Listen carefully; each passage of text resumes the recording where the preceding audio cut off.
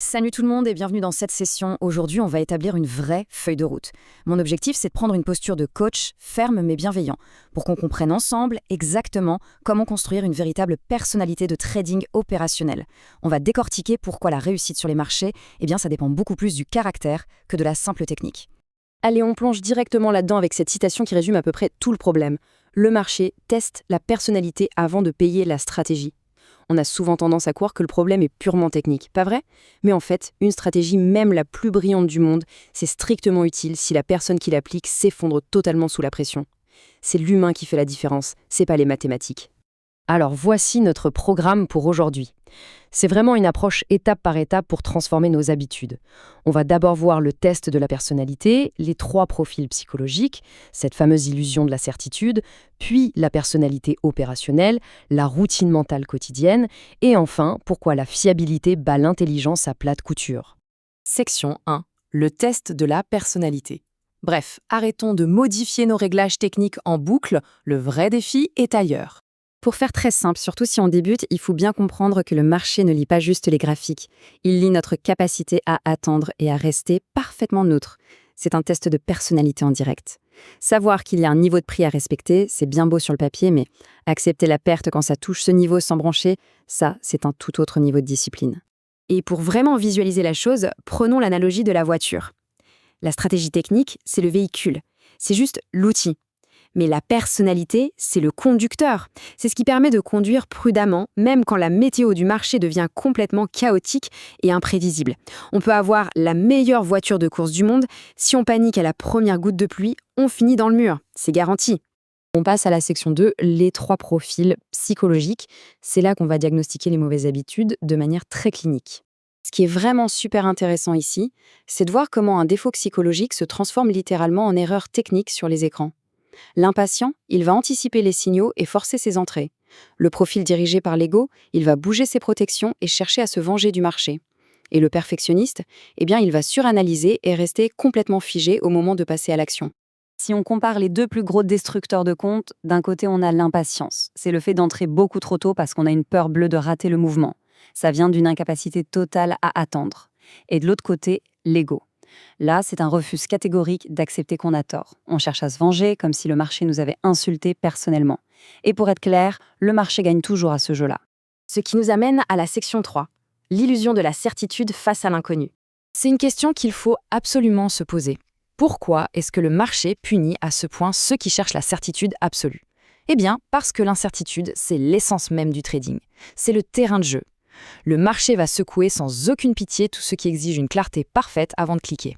On aura beau tout analyser, avoir de bonnes probabilités, on ne contrôle absolument jamais le résultat final. 4e partie, la personnalité opérationnelle. Là, on va changer complètement de paradigme. Alors, attention, l'idée, c'est pas du tout de devenir un robot froid et sans âme. C'est un mythe complet de croire qu'on ne ressent rien. Avoir une personnalité opérationnelle, ça veut dire être capable de maîtriser ses actions à la perfection, même quand on ressent de la frustration, de la peur ou de l'euphorie.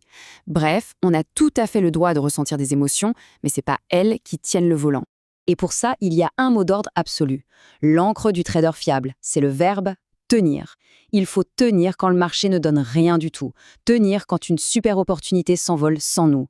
Tenir après une grosse perte qui fait mal. Et peut-être le plus dur, tenir et rester lucide en pleine euphorie après un gain massif. Tenir, tenir, tenir, c'est vraiment la clé. Pour forger ce caractère, on s'appuie sur 3 grands piliers indissociables. 33%, c'est l'acceptation totale du risque. Oui, chaque trade peut être perdant. 33%, c'est la neutralité émotionnelle. On observe les prix sans s'y attacher. Et les 34% restants, c'est l'exécution sans faille. On applique la logique, point final, sans écouter l'impulsion du moment. Allez, section 5, la routine mentale quotidienne. On passe à la pratique. Voici une petite liste d'auto-questions qu'il faut absolument utiliser au quotidien pour cibler ses propres failles avant d'agir. 1. Est-ce que j'exécute mon modèle? Là, maintenant. 2. Est-ce que je suis juste en train de réagir impulsivement au marché? 3. Est-ce que les conditions réelles sont vraiment réunies? Et la dernière qui pique un peu, est-ce que j'ai juste désespérément besoin d'un résultat aujourd'hui? Automatiser cette petite routine mentale avant même d'ouvrir le moindre graphique, c'est ce qui évite les catastrophes. Les rituels sont simples. 1. On vérifie qu'on est émotionnellement neutre. 2. On accepte pleinement le risque financier de la session. Et 3. On s'engage à exécuter le plan avec une objectivité glaciale. Et pour garder un calme absolu pendant les inévitables mauvaises séries, on peut essayer ce plan d'action et de visualisation. C'est super puissant. On ferme les yeux et on imagine une perte. On ressent cette envie viscérale de réagir, de cliquer pour se refaire. Et là, consciemment, on se visualise en train de choisir de ne rien faire du tout. Zéro action. C'est comme ça qu'on transforme une impulsion négative en vraie force d'objectivité. Et franchement, ça donne des résultats concrets. Prenons 2 exemples de réussite face à l'impulsivité. On a le trader à la gâchette facile. Grâce à ça, il a appris à s'asseoir sur ses mains et à rester immobile quand il le faut. De l'autre côté, on a le trader vengeur. Lui, il a appris à encaisser le coup, à fermer l'ordinateur et à revenir frais le lendemain. Ce sont des habitudes destructrices qui se transforment en une discipline de fer. Et ça nous mène à la section 6, notre dernière étape. La fiabilité surpasse l'intelligence. Donc le point crucial, c'est vraiment de comprendre que le marché n'en a absolument rien à faire de l'intelligence brute ou des petits éclairs de génie erratique. Ce qu'il récompense massivement sur le long terme, c'est la fiabilité pure. Quelqu'un qui applique son plan avec une régularité presque ennuyeuse ira toujours beaucoup plus loin qu'une personne brillante mais totalement instable. La répétition propre, c'est le secret. Tout ça nous ramène finalement au chiffre 1. Il n'y a qu'un seul grand test.